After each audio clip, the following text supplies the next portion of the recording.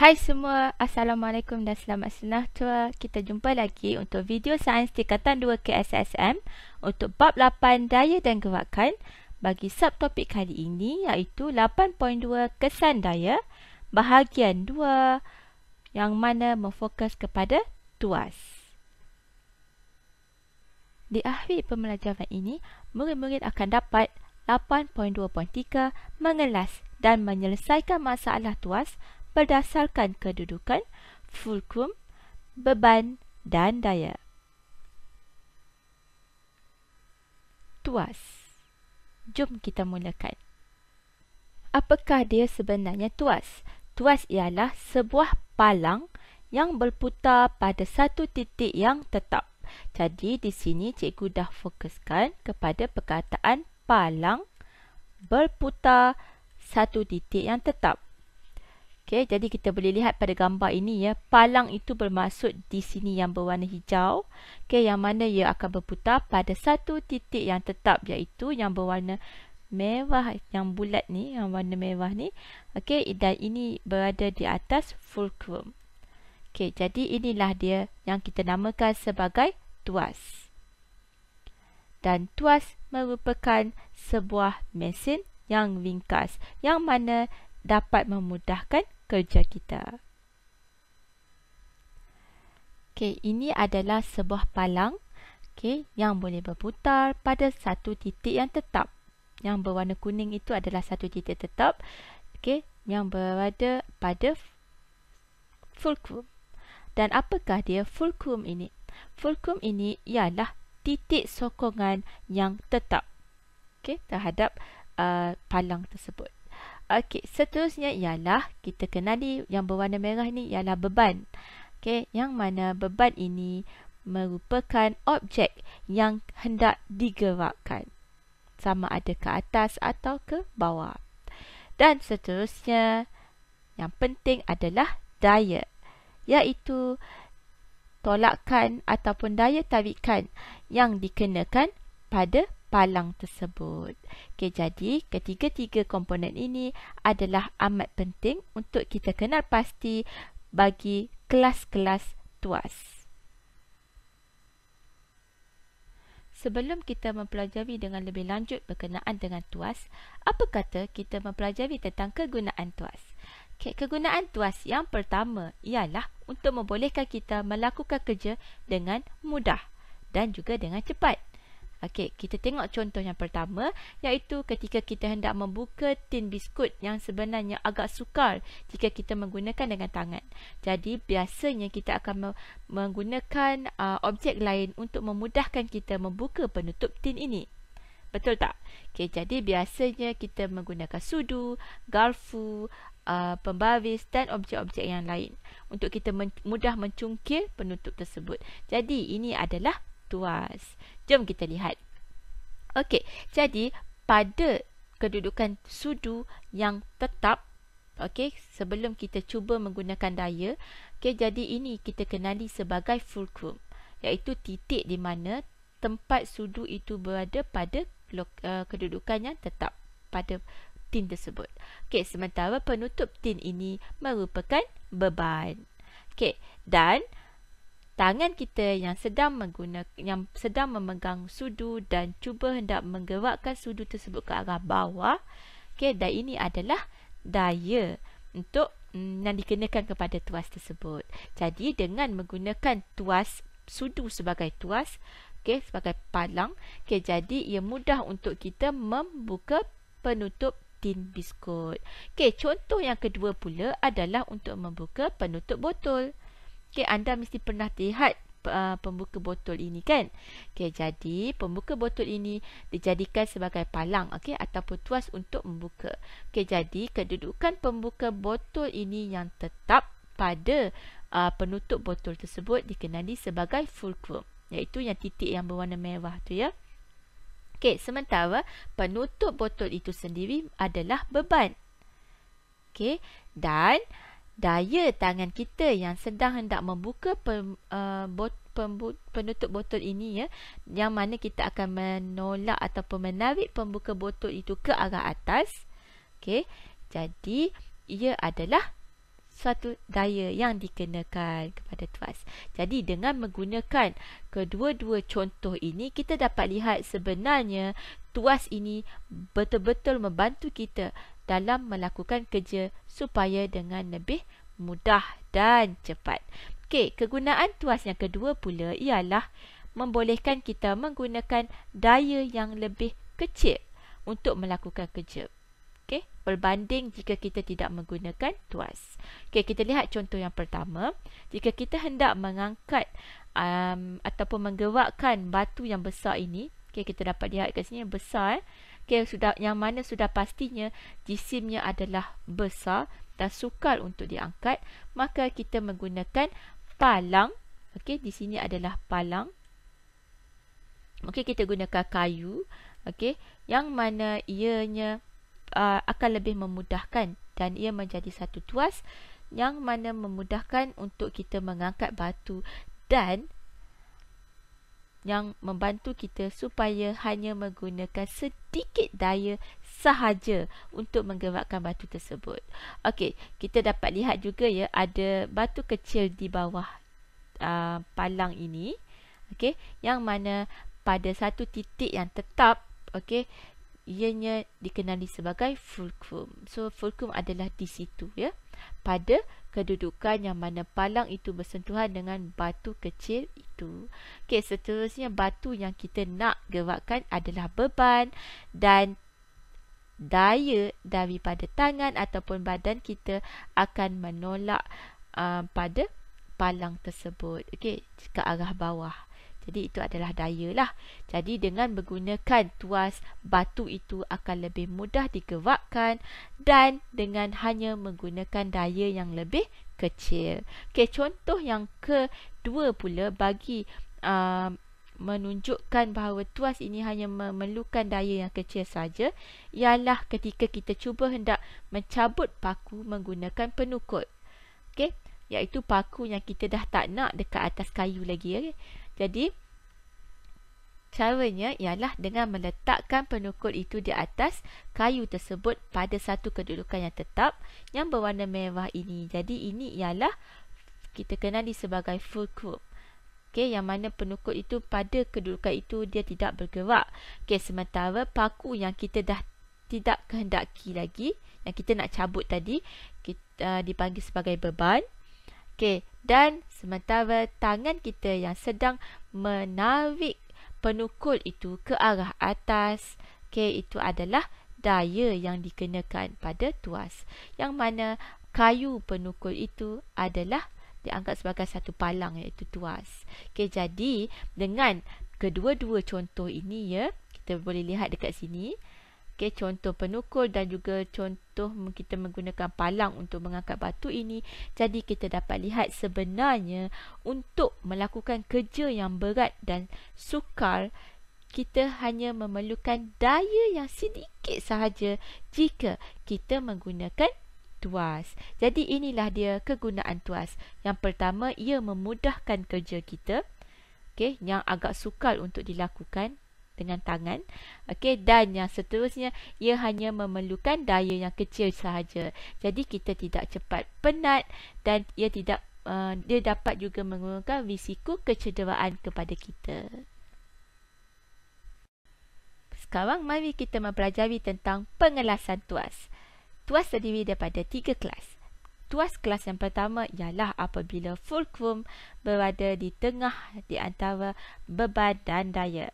Manakala tuas kelas kedua pula apabila beban yang berada di tengah-tengah antara fulcrum dan daya. Dan seterusnya ialah tuas kelas ketiga, iaitu apabila daya pula yang berada di tengah antara fulcrum dan beban. Jadi cara yang mudah untuk anda ingat ialah F, iaitu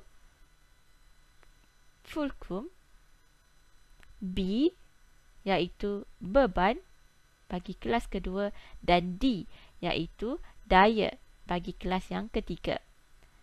Okey, jadi nak mudah ingat, anda boleh ingat dengan Fatimah benci dadah.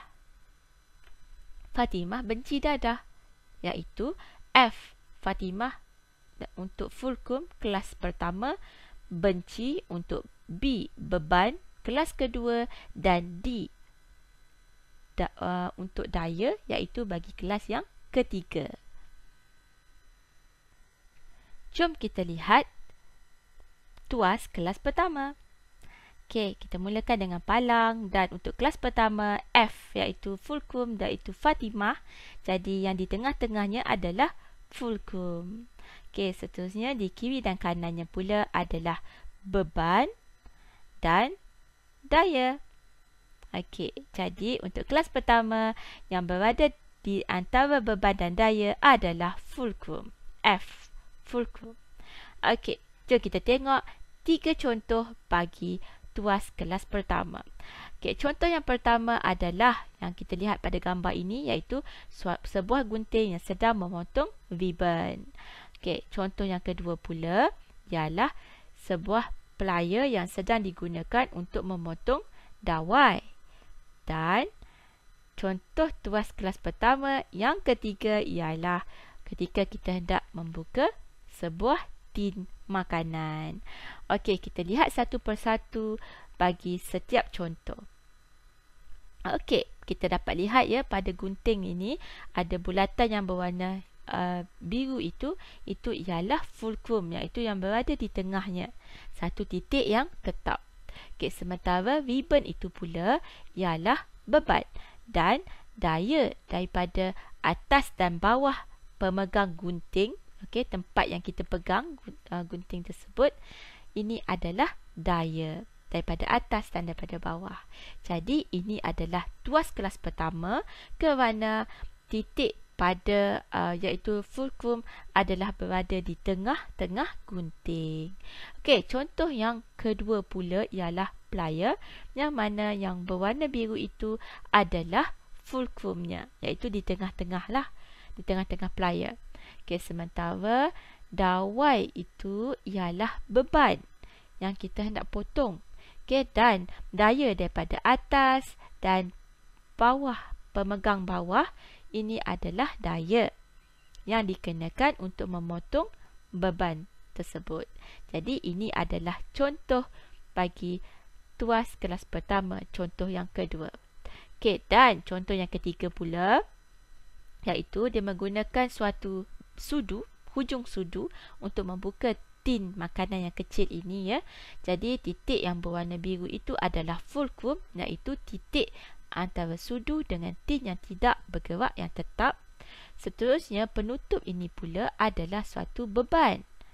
Okey, dan yang berwarna kuning itu pula adalah satu daya, okey, yang kita tekankan sudu itu ke bawah untuk membuka penutup. Jadi ini adalah daya. Jadi inilah dia 3 contoh bagi tuas kelas pertama, yang mana fulcrum berada di tengah-tengah di antara beban dan daya. Tuas kelas kedua. Okey, ini adalah palang, dan kita sudah sedia maklum bahawa tuas kelas kedua ialah B di tengah-tengahnya, iaitu beban. Okey, so beban berada di tengah-tengah bagi tuas kelas kedua. Sementara di kiri dan kanannya kita boleh letakkan fulcrum dan daya. Boleh dikenakan daripada tepi. Okey, jadi kita dapat lihat di sini jelas bahawa yang terletak di antara fulcrum dengan daya adalah beban. Okey, jom kita lihat contoh bagi tuas kelas kedua. Contoh yang pertama ialah kereta sorong yang berisi tanah ataupun bahan-bahan lain. Okey, yang contoh yang kedua pula adalah pemecah buah keras ataupun kacang walnut yang keras. Okey, dan contoh yang ketiga pula ialah pemotong kertas. Okey, jom kita lihat bagi setiap contoh-contoh ini.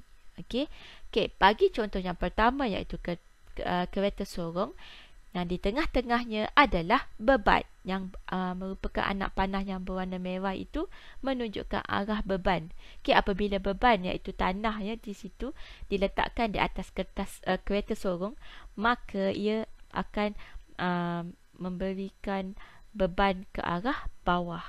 Okey, jadi ini adalah beban. Sementara titik yang berwarna biru pada tayar dengan palang kereta sorong. Okey, ini adalah palang pemegang kereta sorong Okey, bersambung dengan tayar. Okey, ini adalah fulcrum kerana dia adalah satu titik yang tetap tidak berubah. Sementara tempat tangan kita memegang kereta sorong ini pada pemegangnya, yang mana daya dikenakan. Dan seperti biasa, jika kita hendak mengangkat beban pada kereta sorong, kita perlu mengangkat ataupun menggerakkan pemegang kereta sorong itu ke arah atas supaya kita dapat menggerakkan beban yang berada pada kereta sorong. Jadi ini adalah dayanya. Jadi kita dapat lihat jelas di sini bahawa bagi sebuah kereta sorong, beban berada di tengah-tengah. Okey, contoh yang kedua pula adalah bagi pemecah, alat bagi pemecah kacang walnut ataupun buah keras.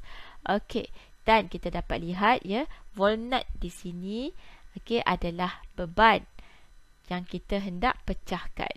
Okey, kemudian yang berwarna biru iaitu pada skru di hujung alat ini yang tetap. Okey, dan ini adalah fulcrum. Sementara di tempat pemegang alat ini, yang mana tangan kita mengenakan daya ke atasnya, jadi ini adalah daya. Daya dikenakan daripada pemegang atas dan juga pemegang bawah.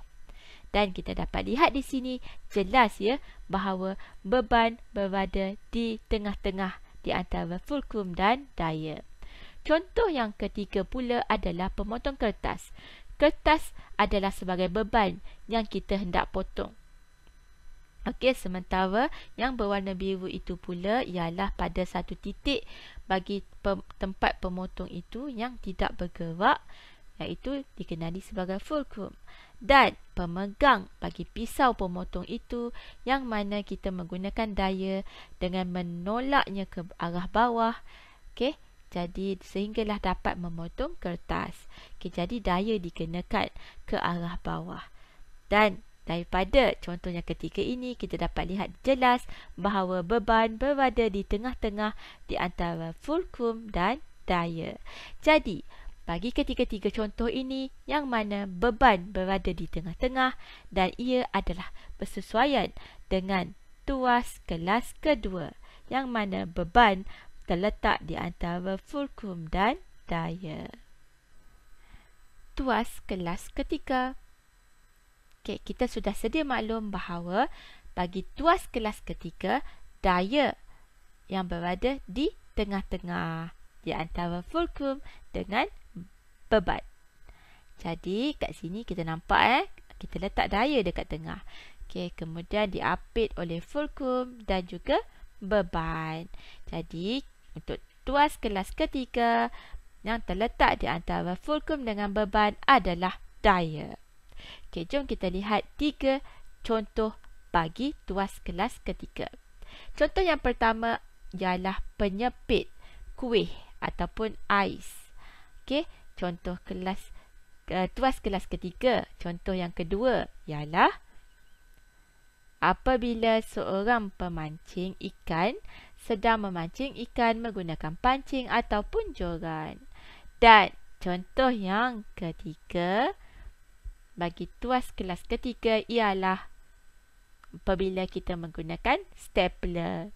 Okey, jom kita lihat contoh yang pertama bagi tuas kelas ketiga. Okey, kita dapat lihat ya, yang di tengah-tengahnya adalah daya kerana kita meletakkan tangan kita apabila menggunakan penyepit ya. So kita letakkan tangan di tengah-tengah untuk menyepit. Jadi daya datang ataupun daya dikenakan pada penyepit di bahagian atas dan daripada bahagian bawah. Okey, jadi ini adalah daya.